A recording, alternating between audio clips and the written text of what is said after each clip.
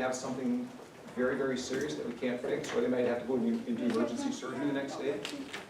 For the most part, people leave the office feeling satisfied, feeling happy. As an optometrist, we're kind of, I consider leaders in the community. We have very, very flexible working schedules. When my kids were at Wausau West, they were involved in a lot of things like you guys were. I could skip out of work early and go watch them participate in cross country or soccer. My career allowed me to do that. If I was working for somebody, perhaps in a factory like Greenheck, you've got your hours, you can't leave. As an optometrist, chances are you can kind of set your schedule and kind of come and go as you want. Speaking of something like Greenheck, do they partner up, do they partner up with someone in the community as like their main eye care place? They really do not. They just, interesting, brought in their own safety eyewear program. You can get safety glasses out of a vending machine there, which is kind of interesting. But they basically just provide like vision insurance. They let people go if they want. And, oh, you know where I'm parking. Yeah. When he worked at the mill, they always, safety glasses, so it was always nice because he would come work with me. The safety glasses. For safety. Yeah, most of the bigger employers like that do have a safety eyewear program because their employees have to wear safety glasses all day, every day. Again, this is what's rewarding. I do an eye exam on a 4-year-old, he hands me a note. Look at this. Get it?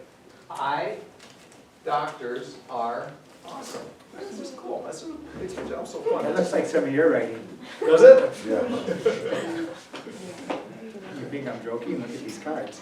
Okay, again, I apologize. I go through these slides. I try to keep them updated. This one's a little bit dated, and these numbers, what do you think, Dr. Chloe? A little low, aren't they? Yeah. We could take each one of these up by about 20,000. All right? So if you graduate from optometry school in May and you go to work, you're going to expect a salary of about 150,000. All right? The longer you're in practice, generally the higher your income is going to be. That looks like a lot of money, right? It's okay. It's great. But it's going to take you a while to get your student loans paid off. Dr. Chloe, you're going to have yours paid off when? 15 years? 10 years? 10. 10. She's the exception. Most of them don't. Because they're going to be 250, maybe 300,000 in debt. It takes a long time to pay those student loans off. And is that salary sort of based on you're off by yourself? It's Because kind if you're of, working for, no. if you're So- working for Shopko, yep. are you making? I'll get to that. That's a great question. So if you're in corporate practice like Shopko, you're going to come out of the gate 150, 160,000, but you're not going to go much more, right? Whereas if you're in private practice like I am, you might start out a little bit less because you have all these expenses as you open your office. But then there's optometrists like me who've been in practice 30 years in a group who are making 350, 400,000 a year.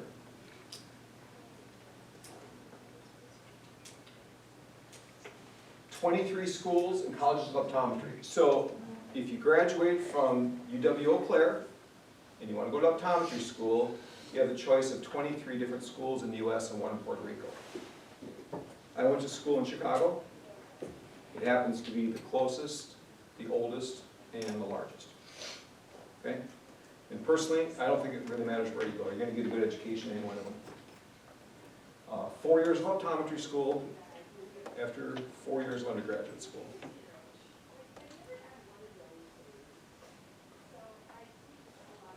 In your undergraduate studies, it's going to be a lot of the sciences, biology, microbiology, physics. The profession's changed. Oh my gosh, when I graduated from optometry school, my class was 75% male. Now it's 75% female. And it's really, really changed. Primarily because guys are kind of going into business. And if you want to be a doctor, an optometrist is a very attractive profession as a female because of the flexible working schedule. You can be a provider and still have a family. I think that's very, very attractive for a lot of people, but the profession's really changed. Okay, ICO, Illinois College of Optometry. I just picked one school. This is the entering class profile of 2024. Just about 1,000 people applied. Out of that, they granted 300 interviews. Out of that, they enrolled 125. So it's competitive, but you can get in. I think it's a little bit less competitive now than it was 5 years ago, just because they've opened some new schools. But you can see the class profile, 77% female. The mean age is 23. I'm not sure if you have it up yet, but what's your continuing ed? 30 hours every 2 years, so 15 hours a year.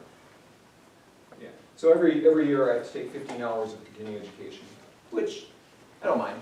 I usually learn something. You know, and you want to stay up with the latest and greatest procedures and techniques and all that stuff.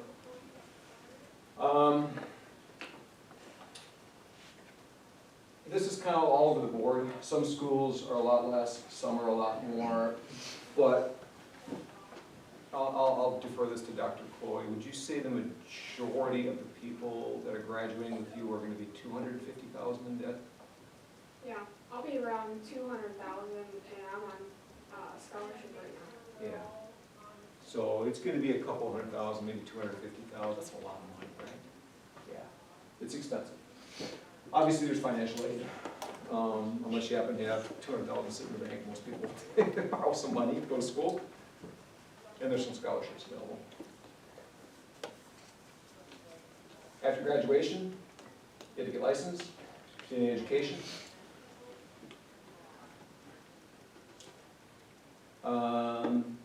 Yeah.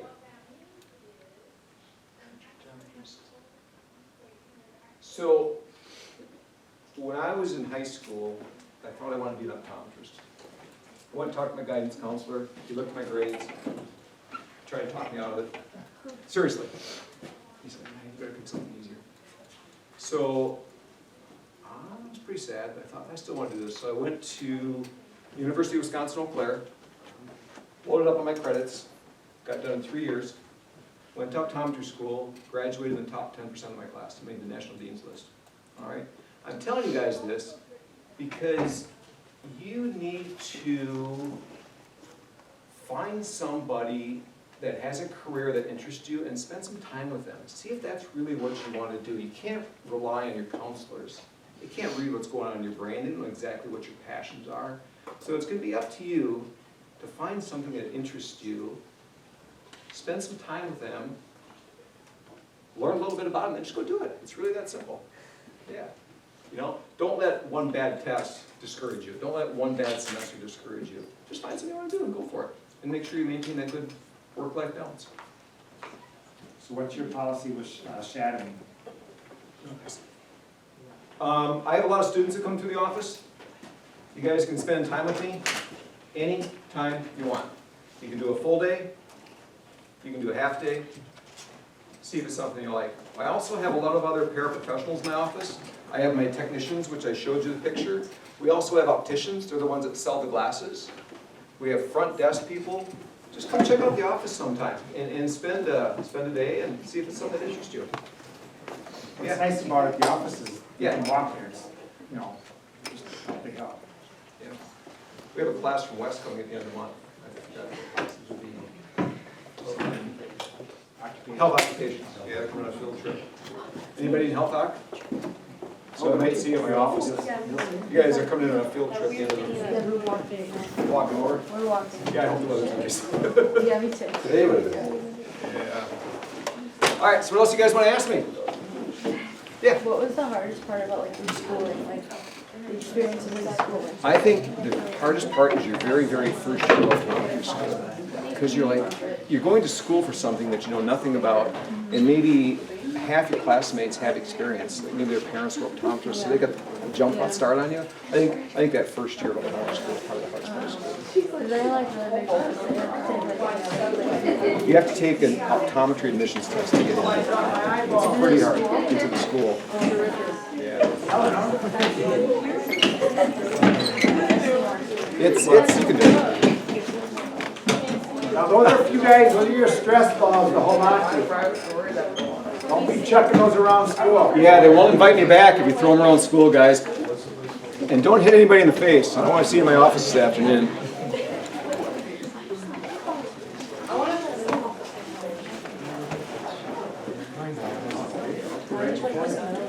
Hey, did everyone grab their cards? Oh, hey, Mr. Richards. Hey.